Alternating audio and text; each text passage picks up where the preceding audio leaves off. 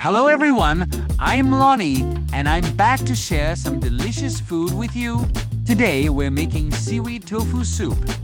Without further ado, let's get started. First, cut the tofu into small cubes to help it absorb the soup's flavors better while cooking. Next, slice the seaweed into strips or pieces to enhance the texture. Slice the ginger to add warmth to the soup. Then, prepare the mushrooms by cutting them as needed and get the shrimp tails ready. Next, heat oil in a pot and add the shrimp tails, stir-frying until fragrant. Pour water into the pot and add ginger slices.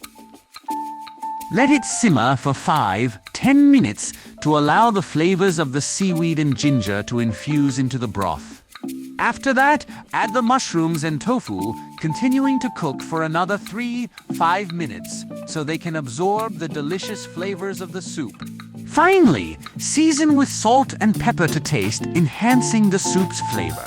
Ladle the soup into bowls and garnish with chopped green onions for added color and aroma. Enjoy your delicious seafood tofu soup. Friends, you must try our seaweed tofu soup. If you like this video, don't forget to let me know. If you find it helpful, please like and share.